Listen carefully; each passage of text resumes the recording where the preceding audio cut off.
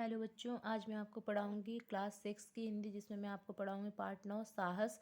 ये लिखा है गणेश शंकर विद्यार्थी जी ने। इसमें बताया गया है कि कैसे साहसिक कार्य किए जाते हैं, इसका महत्व क्या होता है, साहसी व्यक्ति के गुण क्या होते हैं, ये सारी चीज़ों के बारे में बताया गया है।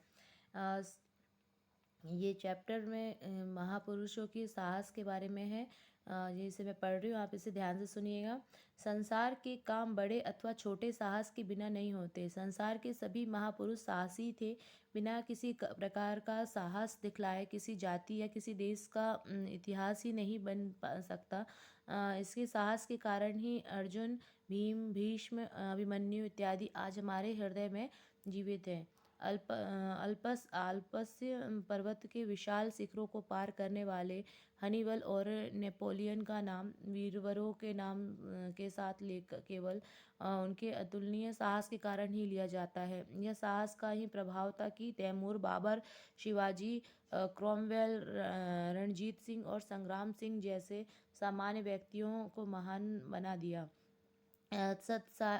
सत्साही के लिए केवल साहस प्रकट करना ही अभिष्ट नहीं, बादशाह मोहम्मद आदिल पर भरे दरबार में कितने ही सिरों और धड़ों की धरणी पर गिराकर एक युवक ने आक्रमण करने का असीम साहस प्रकट किया था।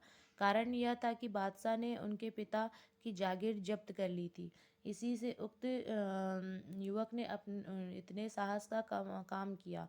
युवक मारा गया। उसके साहस और निर्भीकता का कुछ ठिकाना नहीं था, परंतु क्रोधांध होकर स्वार्थवश ऐसा साहस करने से युवक का यह कार्य किसी प्रकार प्रशंसनीय नहीं कहा जा सकता। इस प्रकार का साहस चोर और डाकू भी कभी कभी कर गुजरते थे। ऐसा साहस नीच श्रेणी का साहस है। मध्यम श्रेणी का साहस प्राय शूरवीरों में पाया जाता है। यह उनके उच्च विचार और निर्भीकता को भली भांति प्रकट करता है। इस प्रकार से साहस वाले मनुष्यों को बेपरवाही और स्वार्थहीनता की कमी नहीं होती, परंतु उनमें ज्ञान की कमी अवश्य पाई जाती है। अकबर बादशाह के पास जो दो राजपूत की नौकरी के लिए आए। अकबर ने उनसे पूछा कि तुम क्या कर रहे हो। वे बोले, जहाँ पना करके दिखलाएं या केवल कहकर। बादशाह ने करके दिखलाने की आज्ञा दी। राजपूतों ने घोड़ों का पर सवार होकर अपने अपने बर्छे संभाले और अकबर के सामने ही एक दूसरे पर वार करने लगे। थोड़ी देर बाद वे एक दूसरे पर बेतरह टूट पड़े। बादशाह को देखते देखते दोनों घोड़ों के नीचे आ गिरे और मर कर ठंडे हो गए। इस प्रकार का साहस निसंदेह प्रशंसनीय है, परंतु ज्ञान की आभा की कमी के कारण निस्तेज या प्राकृतिक होता है। सर्वोच्च श्रेणी के साहस के लिए हाथ पैर की बलिष्ठता आवश्यक नहीं। धन, मान इत्यादि का होना भी आवश्यक नहीं। जिन गुणों का होना आवश्यक है वे है हृदय की पवित्रता और उदारता और चरित्र की दृढ़ता। ऐसी गुणों की प्रेरणा से उत्पन्न हुआ साहस तब तक पूर्णतः प्रशंसनीय नहीं कहा जा सकता है जब तक उनमें एक और गुण सम्मिलित ना हो। इस गुण का नाम कर्तव्य परायणता है। कर्तव्य का विचार प्रत्येक साहसी मनुष्य में होना चाहिए। इस विचार के शून्य होने पर कोई भी मनुष्य, फिर चाहे उसके और विचार कैसे ही उन्नत क्यों ना हो, मानव जाति कोई भी भलाई नहीं कर सकता। अपने कर्तव्य से अनभिज्ञ मनुष्य कभी भी परायण या समाज हित चिंतक नहीं कहा जा सकता। बिना इस विचार के मनुष्य अपने परिवार ही नहीं बल्कि अपने शरीर अथवा अपनी आत्मा तक का उपकार नहीं कर सकता। कर्तव्य ज्ञान शून्य मनुष्य नहीं पशु समझना चाहिए। उच्च कोटि के साहस के लिए कर्तव्य परायण बनना परम आवश्यक है। कर्तव्य परायण व्यक्ति के हृदय में यह बात अवश्य होनी चाहिए कि जो कुछ मैंने किया वह केवल अपना कर्तव्य किया। मारवाड़ के मौरूदा गांव का जमींदार बुद्धधन सिंह किसी झगड़े के कारण स्वदेश छोड़कर जयपुर चला गया और वहीं बस गया। थोड़े ही दिनों बाद मराठों ने मारवाड़ पर आक्रमण किया। यद्यपि बुद्धन मारवाड़ को बिल्कुल ही छोड़ चुका था, तथापि शत्रुओं के आक्रमण का समाचार पाकर और मृत भूमि में वो संकट में पड़ा हुआ जानकर उसका रक्त उबल पड़ा। स्वदेश भक्ति ने उसे बतला दिया यह समय ऐसा नहीं था कि तू अपने घरेलू झगड़ों को याद करे। उठ कर और अपना कर्तव्य पालन कर।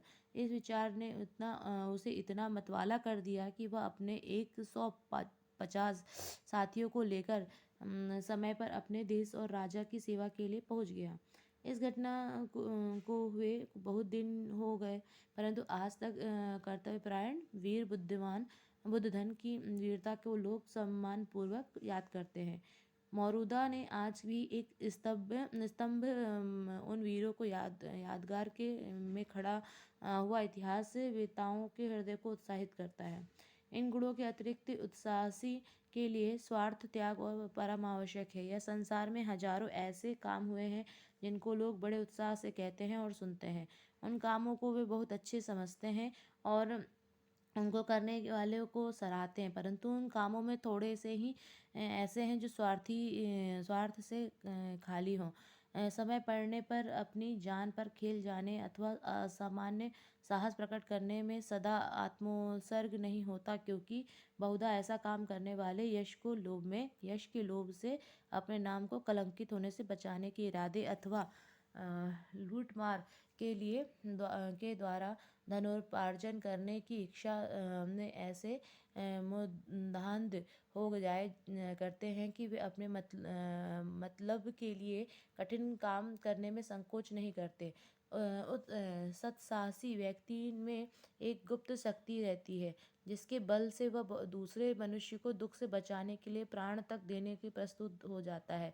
धर्म, देश, जाति और परिवार वालों के लिए नहीं, अपितु संकट में पड़े हुए अपरिचित व्यक्ति के सहायतार्थ भी उसी शक्ति की प्रेरणा से वह हमारे संकटों का सामना करने को तैयार हो जाता है।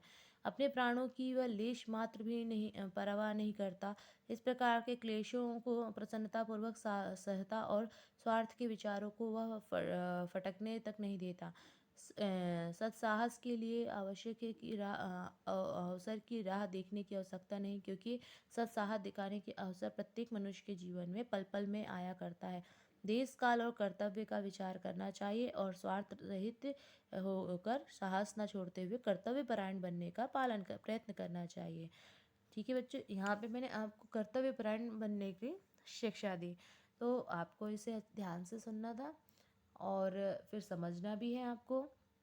ठीक है बच्चों, आप थैंक यू।